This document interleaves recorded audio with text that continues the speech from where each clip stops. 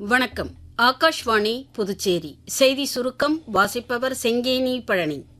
இந்தியாவில் உணவு கையிருப்பு ஏராளமாக உள்ளது என்றும் நாட்டில் உணவு பற்றாக்குறை இல்லை என்றும் வேளாண் மற்றும் விவசாயிகள் நலத்துறை அமைச்சர் திரு சிவராஜ் சிங் சௌஹான் கூறியுள்ளார்.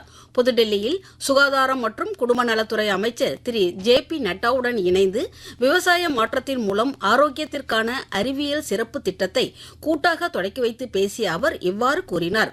இந்திய வேளாண் ஆராய்ச்சி கவுன்சில் மற்றும் இந்திய மருத்துவ ஆராய்ச்சி கவுன்சில் ஆகியவை இணைந்து தொடங்கிய இந்த முயற்சி மக்களின் ஆரோக்கியமான வாழ்க்கை முறையை மேம்படுத்த உதவும் என்று திரு சௌஹான் கூறினார்.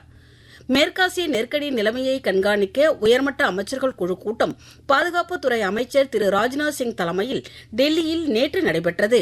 மேற்காசிய பகுதி மோதல்களை தொடர்ந்து அப்பகுதியில் உருவாகும் நிலைமை குறித்து இதில் விவாதிக்கப்பட்டது. காரைக்கால் மாவட்டத்தில் இருந்து ஹஜ் பயணம் மேற்கொள்ளும் 52 பயணிகளை வழியனுப்பும் நிகழ்ச்சி காரைக்கால் சமாதான குழு ஏற்பாட்டில் நேற்று காரைக்கால் மதகடியில் அமைந்துள்ள காமராஜர் நிர்வாக வளாகத்தில் நடைபெற்றது.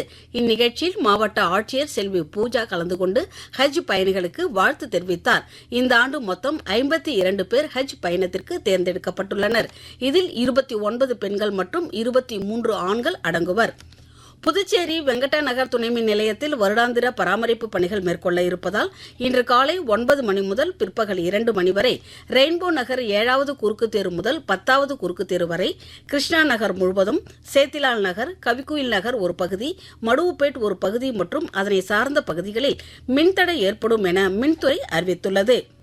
ஐபிஎல் டி20 கிரிக்கெட் போட்டியில் தரம்சாலாவில் நேற்று நடைபெற்ற ஆட்டத்தில் டெல்லி கேபிட்டல்ஸ் அணி பஞ்சாப் கிங்ஸ் அணியை 3 விக்கெட் வித்தியாசத்தில் வீழ்த்தியது.